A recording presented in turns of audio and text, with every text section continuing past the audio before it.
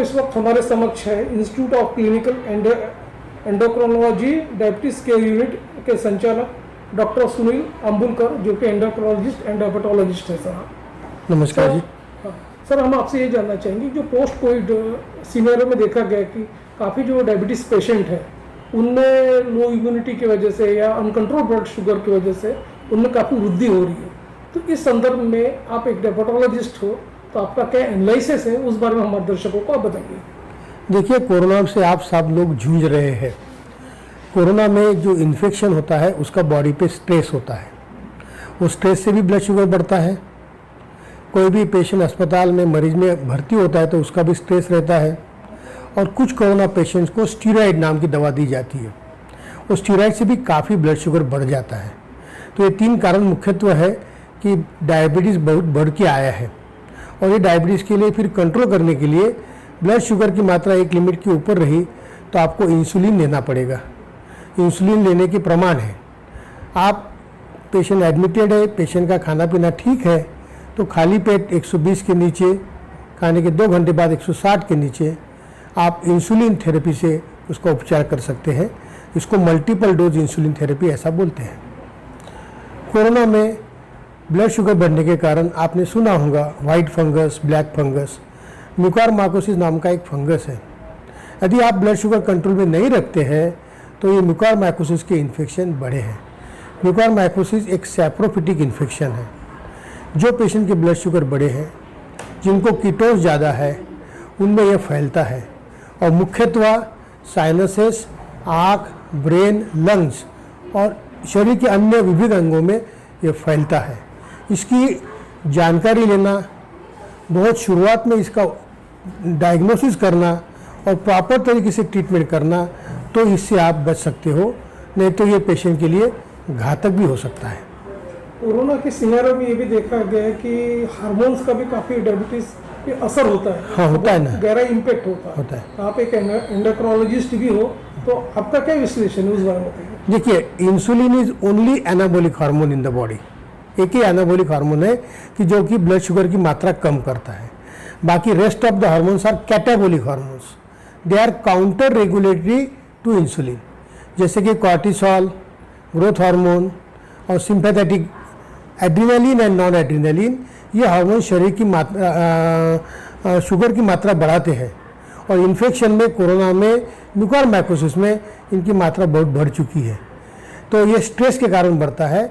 तो एक तरफ इंसुलिन है दिया, एक तरफ तूफान है जो कि है cortisol, adrenaline, non adrenaline and growth hormone. इसका ये झगड़ा है। तो आपको counter regulatory hormone, stress hormone कम करना है, इंसुलिन की मात्रा बढ़ाना है और डायबिटीज़ को कंट्रोल में रखना है। सर, ऐसा भी देखा गया कि जो मधुमेह की जो रोगी होती है उसमें उच्च रक्तचाप की जो मात्रा है वो काफ़ी बढ़ जाती है। उसके वजह से उनमें एक तरह से कोलेस्ट्रॉल की भी मात्रा काफ़ी बढ़ती है। यस। उसका परिणाम उनके शरीर पे गिरता है। यस। तो उसका आप किस तरह से ट्रीटमेंट करते हो उस बारे में? देखो, डायबिटीज़ का मरीज यदि डॉक्टर के पास आता है तो उसने सिर्फ उसका डायबिटीज़ नहीं देखना है, उसका ब्लड प्रेशर भी देखना है, क्योंकि हर दूसरे व्यक्ति डायबिटीज़ को ब्लड प्रेशर हो सकता है, हर दूसरे तीसरे व्यक्ति को कोलेस्ट्रॉल हो सकता है, किडनी के प्रॉब्लम हो सकते हैं, आँख के प्रॉब्लम हो सकते हैं। तो डायबिटीज़, ब्लड प्रेशर और कोलेस्ट्रॉल और मोटापा साथ में रहा, यदि वो व्यक्ति धूम्रपान करता है, एक्सरसाइज नहीं करता है, तो हार्ट अटैक के चांसेस दुगने या चौगुने होते हैं। किडनी फेलियर के चांसेस बढ़ जाते हैं। आँख में दुष्परिणाम होता है, आँख की रोशनी चली जाती है। डायबिटीज़ पेशेंट में मोती बिंदु होता है, वो 10 साल पहले होता है। यदि आपको डायबिटीज़ ना हो तो 10 साल के बाद में होगा, डायबिटीज़ है तो 10 साल पहले होगा। एक पर्दा रहता है, रेटिना बोलता है, उसका भी डायबिटीज़ का असर होता है। तो ये सब से रोकना है तो आपको ना ओनली डायबिटीज़ कंट्रोल करना है, ब्लड प्रेशर, कोलेस्ट्रॉल कंट्रोल करना है। अच्छा, सस्ता और टिका हुआ है में वॉकिंग 40 मिनट करना है। You live in a smart city, you have a smartphone with you. उस स्मार्टफोन में हेल्थ ऐप है। हेल्थ ऐप में आप 4 किलोमीटर दररोज चलिए, उसके 6000 स्टेप्स होती है। 6000 स्टेप्स करने के सिवाय आप सोएंगे नहीं, यदि आपकी हार्ट की कंडीशन अच्छी है। जैसे कि मैंने बताया, फास्टिंग ब्लड शुगर 100 रहना चाहिए, पोस्ट मील 140। अपनी डेमोक्रेटिक कंट्री है, democracy is a game of numbers, diabetes care is also game of numbers.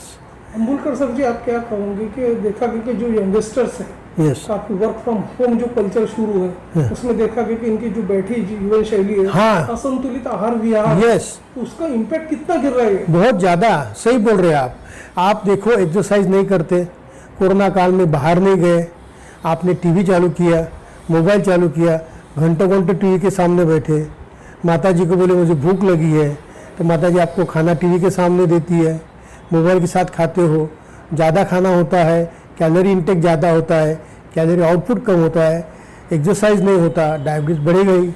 अभी तो डायबिटीज़ 20 साल 30 साल बच्चों में भी आ रहा है। जैसे कि मैंने ब्लड शुगर का बताया, वैसे ही ब्लड प्रेशर का है।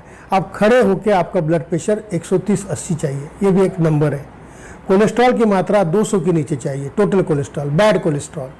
दूसरा एक बैड कोलेस्ट्रॉल शरीर में होता है एलडीएल कोलेस्ट्रॉल, उसकी मात्रा 100 के नीचे चाहिए। एचडीएल कोलेस्ट्रॉल ये गुड कोलेस्ट्रॉल है, इसकी मात्रा आपकी 50 के ऊपर चाहिए। ये सब नंबर है। किडनी की भी नंबर है, क्रिएटिनिन की लेवल आपकी 1.2 1.4 के नीचे चाहिए। सो ये नंबर आप मिलोगे, आप घूमोगे 4 किलोमीटर 6000 स्टेप्स, तो लॉन्ग टर्म आपकी तबीयत अच्छी रहेगी। हरी वरी करी ये कम करना है। आज के कोरोना समय में हरी कम करना मुश्किल है, वरी कम करना तो और भी मुश्किल है, करी तो कम से कम कर सकते हो। ये जो कोमॉर्बिडिटी पेशेंट जो होते हैं, उन पेशेंट को डायबिटीज के इम्पैक्ट ज़्यादा न बढ़े, कंट्रोल में रहे, एप्रोप्रिएट बिहेवियर उन्होंने अडॉप्ट करना चाहिए। Yes. तो ऐसे में आपका क्या मैसेज होगा? जैसे कि मैंने बताया कि हर दूसरे पेशेंट को ब्लड प्रेशर हो सकता है, तो ब्लड प्रेशर की प्रॉपर मात्रा में दवा लीजिए, ब्लड प्रेशर कंट्रोल रखिए। खाली जैसे कि मैंने बताया कि खड़े होकर 130/80। कोलेस्ट्रॉल की मात्रा लीजिए। कोलेस्ट्रॉल आपके शरीर में भी बनता है, कोलेस्ट्रॉल बाहर से भी आता है, तो कोलेस्ट्रॉल कम करने की दवा आती है। ये 3 तो दवा उन्होंने लेना ही है। कुछ लोगों को खून पतला करने की भी दवा दी जाती। आप डॉक्टर के पास साल भर में जाके पूरी आपके शरीर की जांच कराइए, उसको हम बोलते हैं एनुअल चेकअप। और हर महीने 2 महीने में आप आपका ब्लड शुगर और बीपी चेक कराइए, और वैल्यू कितनी है ये बताइए। मैंने बोला game of numbers. Overseas is a democratic country, democracy is game of numbers.